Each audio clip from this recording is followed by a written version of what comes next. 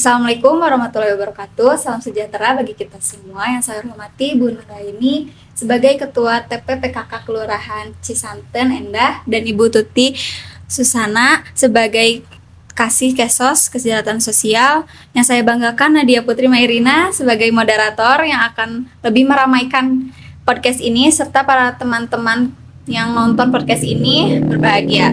Puji syukur kita panjatkan kehadiran Allah Subhanahu wa taala, Tuhan Yang Maha Esa, karena berkenannya kita hadir pada podcast ini ya Ibu-ibu, dan membahas kolaborasi pemerintahan dalam menjalankan program Bulan Imunisasi Anak Nasional atau BIAN di Kelurahan Cisanten Endah.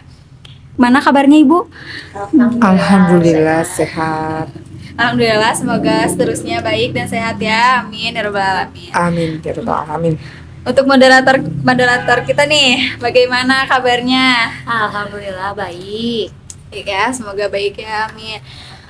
Untuk teman-teman yang sedang menonton juga yang konten kami pada podcast kali ini, semoga baik-baik juga ya yang ada di rumah. Nah, karena ada beberapa teman-teman yang sedang menonton belum tahu juga nih setiap tupoksi tamu kami yang hebat-hebat ini. Kita kali ini di podcast sebelumnya boleh tahu Bu dari Ibu Nuraini dulu sebagai Ketua TPPKK di Kelurahan Cisanten Endah, pengen tahu apa sih tupoksi Ibu gitu dalam TPPKK itu.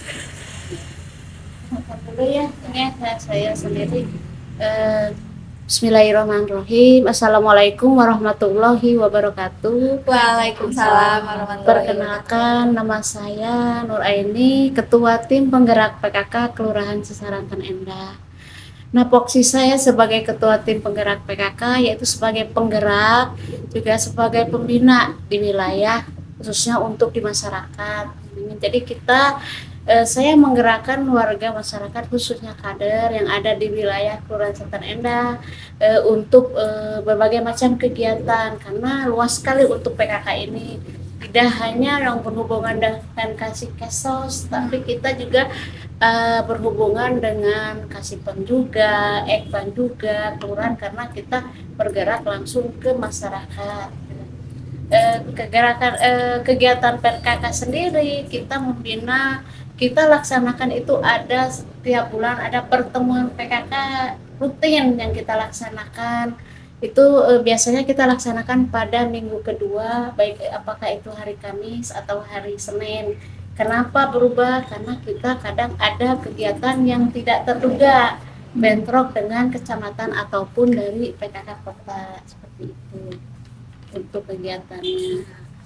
Baik Bu, jadi bisa kita simpulkan ya bahwa tupoksi dari Ibu Nuraini ini di bagian Ketua TPPKK yang menjadi pembina untuk program yang ada di PKK di daerah Kelurahan Cisanten Endah itu ya Bu ya. Baik, kalau seperti itu dilanjut ke Ibu Tuti. Kalau boleh tahu nih Bu ya, bagaimana tupoksi yang ada di Kasih Kesos di Kelurahan Cisanten Endah itu seperti apa Bu? Terima kasih ya buat adik mahasiswa Unpas. Baik, ya. Bu. Assalamualaikum warahmatullahi wabarakatuh. Waalaikumsalam warahmatullahi wabarakatuh. Pertama-tama saya perkenalkan Ibu Tuti Susana sebagai Kasih Kesos di Kelurahan Cisanten Endah. Yang mana Kasih Kesos ini kan kesejahteraan sosial ya, tentunya juga berhubungan dengan sosial. Jadi tupoksinya ada dua. Ke Kesos sendiri yaitu mengenai bantuan-bantuan ke masyarakat yang tidak mampu ya, yang ada di wilayah Kelurahan Cisanten Endah. Terus yang kedua PM pemberdayaan masyarakat, yaitu berhubungan dengan Posyandu, PKK, lembaga seperti Karang Taruna, PKK dan LPM. Kalau PKK kan ininya lebihnya ke apa itu? Pembinaan ke Posyandu, ke lapangan. Ke semua Posyandu yang ada di Kelurahan Cisanten Endah gitu. Ya, jadi Kasih Kesos ini terjun langsung ke setiap posyandu yang ada di Kelurahan Cisanten Endah dari mulai RW 1 sampai RW 12. Tapi pelaksanaannya itu kan tidak bersamaan, ada yang dari minggu pertama, minggu kedua, dan minggu ketiga.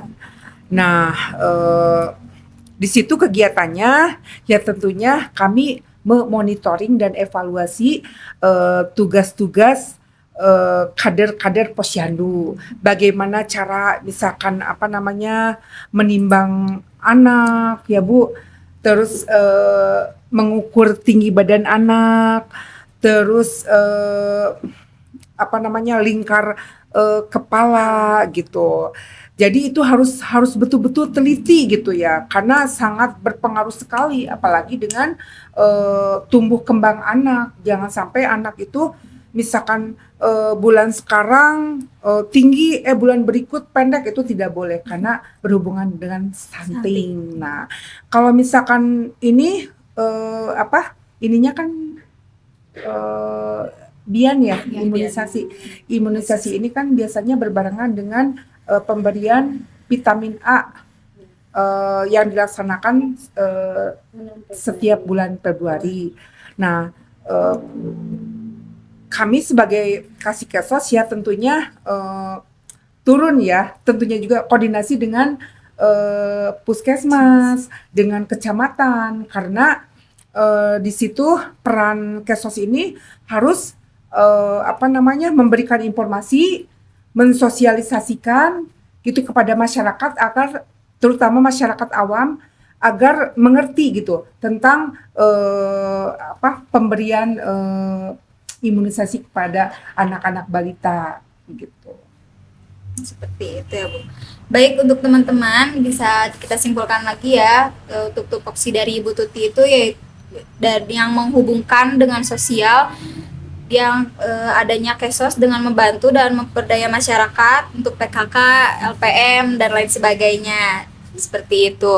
Untuk mengefisienkan waktu, pada podcast ini teman-teman yang sedang menonton pasti sudah penasaran kan tentang apa saja yang akan kita bahas. Untuk itu saya sebagai MC pada podcast kolaborasi pemerintahan dalam menjalankan program bulanan imunisasi anak nasional atau BIAN di Kelurahan Cisanten Endah, saya persilahkan acara selanjutnya kepada moderator kita. Baik, terima kasih kepada Saudara Sylvia, dan perkenalkan saya Nadia Putri. Di sini saya sebagai moderator ya. Mungkin yang pertama saya mau nanya dulu ke Ibu PKK nih. Gimana sih kolaborasi PKK dan Kasikesos dalam menjalankan BIAN itu Bu, seperti apa? Kalau kita dari tim penggerak PKK Kelurahan berkolaborasi dengan Kasikesos, kita pada kegiatan apapun kita selalu berkoordinasi dalam melaksanakan kegiatan, karena ini sangat berhubungan sekali dengan Kasikesos sesuai dengan foksinya. Kita sendiri sebagai tim penggerak PKK itu sebagai penggerak dan pembina di lapangan.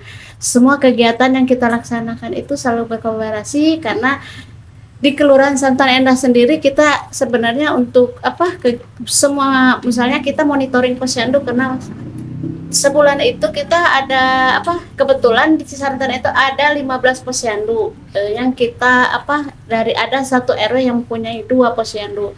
Nah, ada yang waktu yang bersamaan, jadi kita bekerja sama dengan Kasikesos itu kita kadang bagi tugas. Kenapa? Ada 2 posyandu yang satu hari kita laksanakan bersama. Jadi kita tidak bisa membina dengan pada saat yang bersamaan, pada waktu yang sama di lapangan. Jadi kita berbagi tugas. Misalnya saya ke RW 2, Bu Kasikesos, Bu Tuti ke RW 10 ya Bu ya, seperti itu. Seperti hari ini juga kita juga ada posyandu ya Bu ya, di tiga lokasi dalam satu waktu yang sama. Nah, kita juga harus berbagi tugas dengan Kasikesos agar kegiatan tetap berjalan dan termonitoring untuk kegiatan ini. Karena kalau tidak memonitoring, karena ada beberapa posyandu misalnya ada yang penggantian kadernya, jadi otomatis kita harus memantau dan membina di lapangan. Yang Ibu Tuti Ibu Kesos menjelaskan, bagaimana cara mengukur tinggi badan dan berat badan, terus kita lingkar kepala, terus kita lila dan lain sebagainya, dan bagaimana juga cara mengisi KMS. Nah, itu yang sangat pentingnya. KMS kalau kader baru kita harus membimbing bagaimana cara mengisinya, kemudian bagaimana cara mengisi buku SIP-nya juga. Tahu nggak buku SIP itu apa, Dek? Nah, buku SIP itu Sistem Informasi Posyandu. Nah, setiap pelaksanaan posyandu itu diisinya dimasukkan di buku SIP. Ada buku 6, ada buku ibu hamil lengkap. Nah, data itu nanti semuanya dilaporkan setelah pelaksanaan, dilaporkan ke puskesmas ya, terus ke kasih kesos juga untuk jenjang selanjutnya, terus kesos juga nanti kita berjenjang dari kelurahan, kecamatan, dan ke kota Bandung seperti itu. Mungkin banyak juga nih yang belum tahu masyarakat, BIAN itu apa sih Bu gitu. Nah, kalau BIAN sendiri itu kan bulan imunisasi nasional ya, yang dilaksanakan itu pada bulan Februari. Nah, bulan Februari karena biasanya itu kita melaksananya vitamin A. Kalau tahun yang lalu-lalu yang sudah itu kan, kalau tahun 2005 kalau nggak salah ya, itu ada PIN, Pekan Imunisasi Nasional. Nah, kalau sekarang diganti dengan istilah yang baru seperti BIAN. Nah, itu kalau dulu hanya PIN, Pekan Imunisasi Nasional, kalau sekarang disebutnya BIAN, Bulan Imunisasi Anak Nasional. Nah, itu adik juga harus tahu kan, karena ini berhubungan, dia harus tahu karena adik-adik sebagai generasi penerus bangsa itu. Mungkin kan tiap menjalankan itu pasti ada hambatan dalam program itu. Nah, hambatannya itu dalam melaksanakan program BIAN ini tuh apa Bu? Untuk hambatan pasti ada di lapangan, suka dukanya pasti ada. Kita kalau untuk pelaksanaan BIAN sendiri, kenapa? Sebenarnya kalau untuk pelaksanaan kita ada hambatan sedikitnya satu. Apabila anak yang sakit, kita tidak boleh disuntik atau diimunisasi. Nah, itu akan ada penyusulan, apakah itu ke puskesmas atau nanti dari puskesmas langsung ke lapangan. Itu untuk apa? Atau kita kunjungan door to door ke rumah-rumah. Biasanya kalau untuk kunjungan seperti yang kita laksana, kita kunjungan ke rumah untuk mensurvei langsung, menyisir anak-anak balita, sweeping ke lapangan yang belum mendapatkan BIAN. Karena itu sangat besar sekali manfaatnya BIAN untuk generasi kita ya, sebagai anak-anak penerus bangsa, untuk pertumbuh kembangnya gitu, untuk kesehatannya dan daya tahan tubuhnya juga seperti itu. Oh, berarti upaya yang dilakukan agar mencegah hambatan itu seperti apa Bu?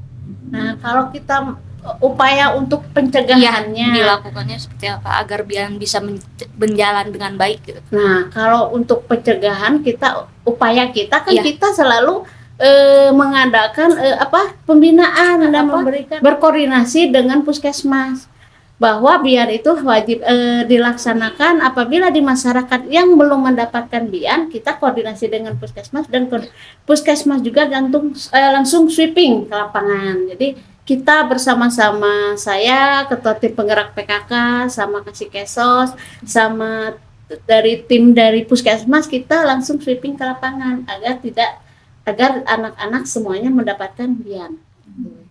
Nah, tadi kan dilaksanakannya tiap bulan Februari. Itu apakah 2 minggu sekali atau 3 minggu sekali atau tiap minggu? Apanya? Pelaksanaan BIAN-nya itu. Kalau pelaksanaannya sendiri itu kita pelaksanaan pada saat kegiatan posyandu. Nah, apabila pada saat posyandu ada balita, hambatannya ada balita yang sakit, otomatis kan anak-anaknya tidak akan diimunisasi. Nah, ditunda, ya kan? Itu ada penundaan, mungkin kita tidak 100% pelaksanaan tercapai, tapi dengan untuk pencapai 100% itu ya kita harus mengadakan kegiatan untuk penyisiran yang saya sampaikan tadi itu untuk kegiatan posyandu, kegiatan BIAN tersebut itu seperti itu.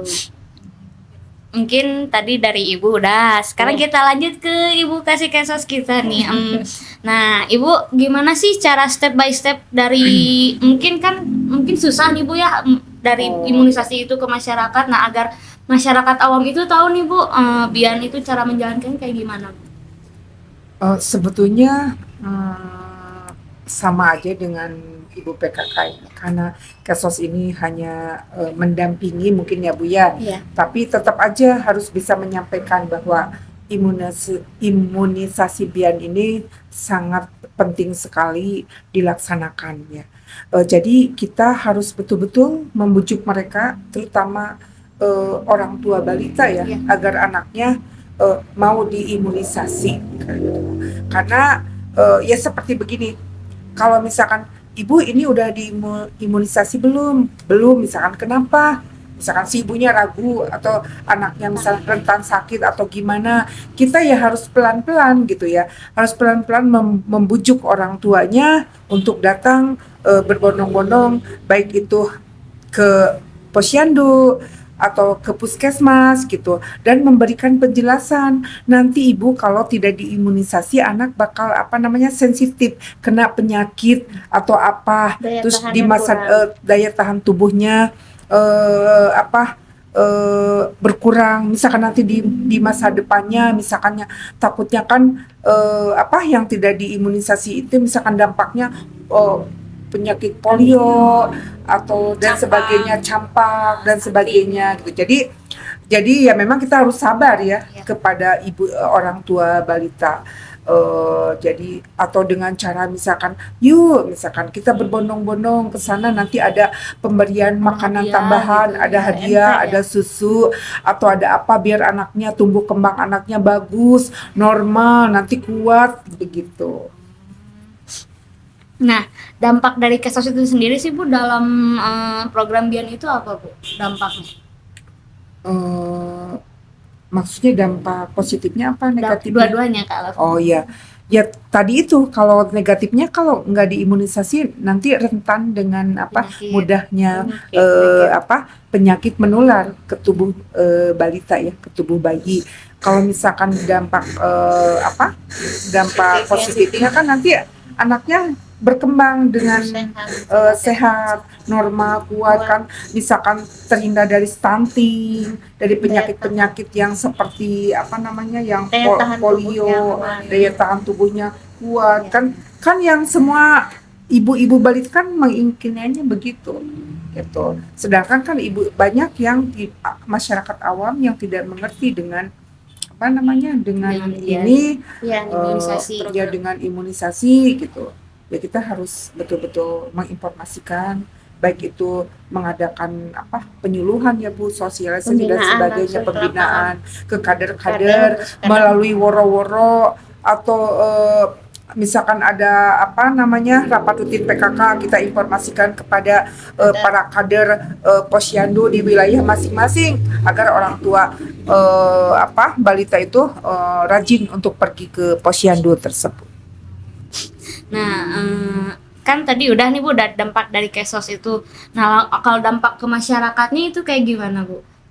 Masyarakatnya menjadi mungkin lebih Giat sehat, lagi. lebih giat lagi. Iya, karena dengan apa diadakannya misalkan penyuluhan sosialisasi atau woro-woro, ya masyarakat kan menjadi tahu bahwa imunisasi BIAN itu penting dilaksanakan gitu. Karena kan itu untuk kepentingan ya anaknya sendiri, kesehatan anak nanti di masa depan gitu. Ya pasti dengan adanya informasi ini orang tua balita ya pasti seneng gitu ya, Kan lebih memahami dengan dan lebih adanya memahami oh iya ya mungkin dengan terjun kasih Kesos ke lapangan dengan Ibu PKK dengan para kader mereka sangat mengerti sekali gitu dan mau membawa anak-anaknya setiap bulannya untuk pergi ke posyandu. Nah, mungkin kan sekarang udah sering nih Ibu PKK sama Ibu kasih Kesos ke posyandu. Nah, ada gak sih Bu masyarakat yang kayak susah gitu diajak buat imunisasi terus kayak kalau misalnya udah dibujuk segala macam tapi tetap susah, itu kayak gimana Bu cara menangani? Iya, ada saja ya yang namanya manusia kan enggak Pasti susah selalu gitu kan. terutama yang fanatik misalkan yang ini sangat ini ke agama kan itu misalkan enggak boleh haram itu kan ya kita harus sebisa mungkin bagaimana caranya supaya ibu balita itu eh, apa? Memberikan penjelasan Iya, dan pemahaman iya. kepada mereka. Kita harus memberikan penjelasan dan pemahaman kepada ibu balita agar ibu balita. Manfaatnya Ya, ini juga step by step ya. Kita Iya. harus sabar gitu. Iya. Harus sabar membujuknya, betul-betul membujuknya. Jadi Pelan-pelan eh, mungkin ya Bu ya. ya tadi step by step Iya. ya. Tapi alhamdulillah gitu ya. Alhamdulillah Cisaranten. di Cisanten Endah ini karena ibu PKK-nya juga aktif, ibu kadernya aktif, ibu kesasnya juga aktif. Jadi mereka alhamdulillah gitu ngikutin Imunisasinya. iya. Iya. Nah, mungkin di dalam menjalankan imunisasi ini, apakah di Kelurahan Cisaranten Endah ini tuh berjalan dengan lancar atau gimana nih Bu? Apanya? Imunisasinya biarnya ini. Alhamdulillah kalau untuk kegiatan imunisasi sendiri itu kader semuanya kan sudah memahami itu, karena itu bukan suatu hal yang baru, dari dulu juga memang sudah ada ya itu imunisasi. Kalau dulu mah yang saya jelaskan tadi PIN, Pekan Imunisasi Nasional. Nah kalau sekarang ini juga kan di samping imunisasi BIAN juga kan ada apa vitamin A-nya juga, kita ada pemberian obat cacingnya juga 6 bulan sekali kepada anak-anak agar tetap tumbuh sehat gitu, karena dengan BIAN ini kan memang sangat bermanfaat untuk anak-anak kita sebagai generasi penerus bangsa gitu ya. Karena pemerintah ini sudah program pemerintah yang sudah disusun gitu. Dicanangkan ya. Jadi sudah ada program pemerintah ini, memang dari dulu memang harus ada imunisasi. Dan kalau imunisasi sendiri itu kan memang ada BIAN. Terus untuk awalnya dari vitamin A itu kan memang bulan vitamin A itu ada bulan Februari dan bulan Agustus. Jadi memang sudah ada. Jadi setiap 6 bulan sekali juga, tidak misalnya BIAN tidak ada, itu ada imunisasi, ada vitamin A itu, yaitu vitamin yang diberikan pada 6 bulan sekali. Jadi setahun 2 kali itu. Nah, kalau untuk imunisasi sebenarnya sudah ada seperti imunisasi polio, imunisasi campaknya, hepatitis, itu sudah ada di puskesmas diberi. Atau juga kadang kalau misalnya balita tidak ke puskesmas, mungkin dia ke bidan atau ke dokter tertentu ya Bu, ada ya. Karena apa? Tidak selalu harus Tidak ke posyandu harus. gitu. Kalau posyandu itu hanya pelayanan ya Bu ya, tidak keseluruhan harus setiap bulan ada imunisasi, karena mungkin yang dirutinitas dilaksanakan di posyandu itu adalah penimbangan, yaitu kalau untuk vitamin A sendiri yaitu dilaksanakan 6 bulan sekali. Nah, BIAN sendiri juga tidak setiap bulan dilaksanakan, mungkin ada juga di puskesmas seperti campak, polio, DPT, hepatitis dan lain sebagainya, itu sudah ada memang, karena itu sudah untuk untuk menjaga daya tahan tubuh anak biar tetap sehat, cerdas, gitu ya, untuk tumbuh kembang anak juga akan lebih baik ke depannya sebagai generasi penerus bangsa. Nah, biasanya yang mengikuti imunisasi itu untuk anak umur dari berapa tahun sampai berapa tahun sih Bu? Biasanya untuk BIAN.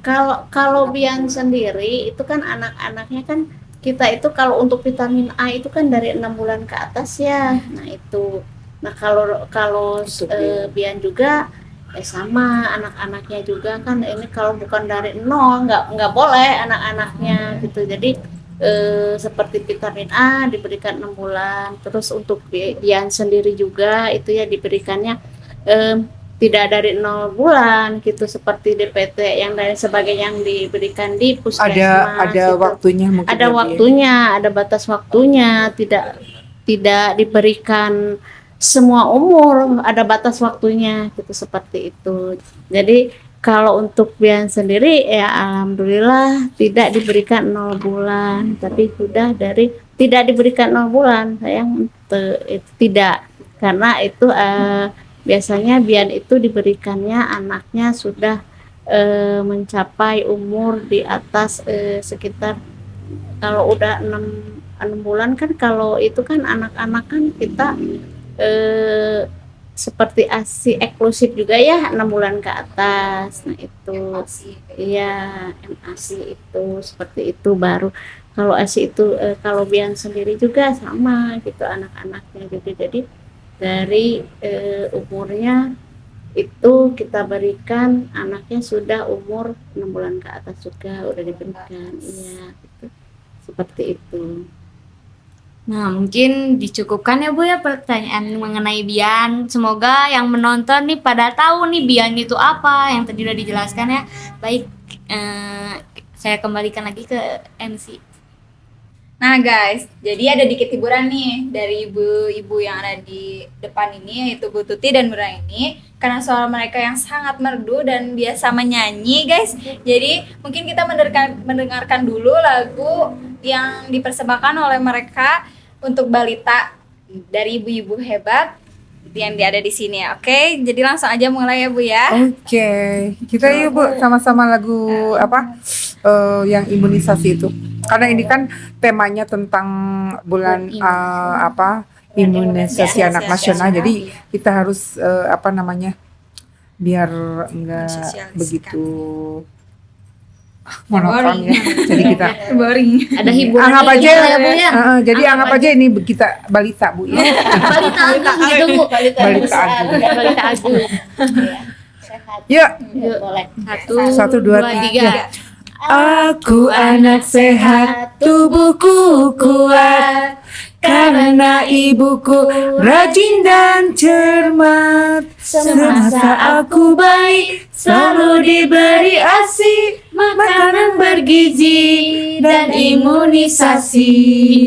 Berat badanku Ku ditimbang selalu, posyandu menunggu setiap waktu. Bila aku diare, ibu selalu waspada. Pertolongan oralit selalu siap sedia. Wih, keren-keren ya suaranya. Keren-keren nih.